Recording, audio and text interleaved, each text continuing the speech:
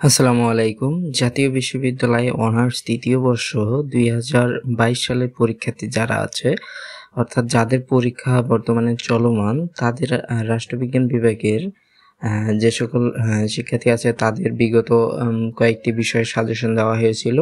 আজকে তাদের যে রাজনৈতিক সমাজবিজ্ঞান এই বিষয়ের একটি সাজেশন নিয়ে আলোচনা করব। বিষয় কোড হচ্ছে যে ২৩, ১৯, ১৫। তো এই সাজেশনটি হচ্ছে যে আপনাদের সর্বশেষ বিষয়, অর্থাৎ এটি সর্বশেষ পরীক্ষা আপনাদের। তো আশা করি যে আপনারা আমার বিগত সাজেশনগুলো দেখেছেন, এবং যারা দেখেছেন তারাই বুঝতে পারবেন যে এখান থেকে আসলে কীরকম কমন পড়ে, বা যারা হচ্ছে প্রথম পরীক্ষা এবং দ্বিতীয় পরীক্ষা এরপরের পরীক্ষাগুলো অনুসরণ করেছে তারা ভালো বলতে পারবে। তো আজকে যেহেতু ২৬ তারিখ, তো আপনাদের ২৩ তারিখ শুধু একটা পরীক্ষা হয়েছে, তো তারা মূলত বলতে পারবে যে আমার প্রথম যে সাজেশনটি আসছিল সেটা থেকে কতটুকু কমন পড়েছে। তো এখানে হচ্ছে আপনাদের খ বিভাগ এবং গ বিভাগের প্রশ্নগুলো দেওয়া আছে।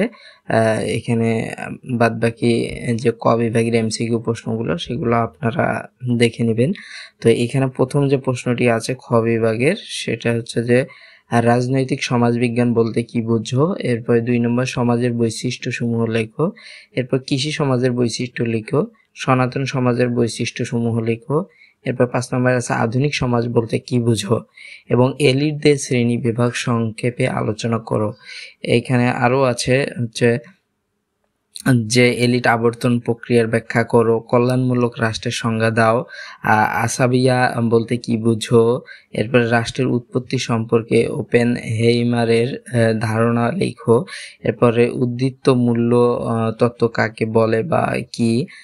১২ নম্বরে আছে রাজনৈতিক সামাজিকীকরণ বলতে কি বুঝো। এরপর গণমাধ্যম কি। এরপরে রাজনৈতিক অংশগ্রহণ বলতে কি বুঝো। ১৫ নম্বরে আছে বর্ণপ্রথা বলতে কি বুঝো। ১৬ নম্বরে রাজনৈতিক সংস্কৃতি ও রাজনৈতিক দলের মধ্যে সম্পর্ক কি। ১৭ নম্বরে সামাজিক মূল্যবোধ বলতে কি বুঝো। ১৮ নম্বরে ক্ষমতা সংজ্ঞা দাও, এবং সর্বশেষ ১৯ নম্বরে আছে সংস্কৃতির উপাদানসমূহ লিখো। তো এগুলো হচ্ছে যে আপনাদের খ বিভাগের একদম সংক্ষিপ্ত যে প্রশ্ন সেগুলো এখান থেকে আপনারা দেখে নেবেন। আর হচ্ছে এরপরে আপনাদের গ বিভাগের যে প্রশ্নগুলো আছে সেগুলো এখানে নিচে দেওয়া আছে। তো এখানে প্রথম যে প্রশ্নটি আছে গ বিভাগের, সেটি হচ্ছে যে রাজনৈতিক সমাজবিজ্ঞানের উদ্ভূত এবং বিকাশ আলোচনা করো। অর্থাৎ রাজনৈতিক সমাজবিজ্ঞানের উদ্ভব এবং বিকাশ আলোচনা করো। এরপরে হচ্ছে যে রাজনৈতিক সমাজবিজ্ঞানের পরিধি বিষয়বস্তু আলোচনা করো। এরপর রাষ্ট্র সম্পর্কে কার্ল মার্ক্সের ধারণা আলোচনা করো। এই প্রশ্নটি অনেক গুরুত্বপূর্ণ একটি প্রশ্ন। এরপরে হচ্ছে যে রাজনৈতিক সমাজবিজ্ঞান এবং রাষ্ট্রবিজ্ঞানের মধ্যে সম্পর্ক অথবা পার্থক্য এরকম থাকতে পারে যে আলোচনা করো। এরপরে পরিবর্তনশীল সমাজের বৈশিষ্ট্য আলোচনা করো। সনাতন আধুনিক সমাজের মধ্যে পার্থক্য সমূহ আলোচনা করো। উত্তর ও আধুনিক সমাজের এখানে উত্তম হবে, এখানে উত্তর হয়ে গেছে ভুলবশত। তো এখানে হবে যে উত্তম আধুনিক সমাজের বৈশিষ্ট্যসমূহ আলোচনা করো। এরপর উন্নয়নশীল রাষ্ট্রে এলিটের ভূমিকা পর্যালোচনা বা আলোচনা করো। এরপর বাংলাদেশের রাজনীতি বিশ্লেষণে এলিট তত্ত্বের গুরুত্ব নিরূপণ করো। এরপর হচ্ছে এমিল ডুরখেইমের শ্রম বিভাজন তত্ত্বটি বর্ণনা করো। এরপরে ম্যাক্স ওয়েবারের আমলাতন্ত্রের বৈশিষ্ট্য আলোচনা করো। এরপর হচ্ছে রাজনৈতিক সামাজিকীকরণের ব্যাখ্যা বাধাসমূহ আলোচনা বর্ণনা করো।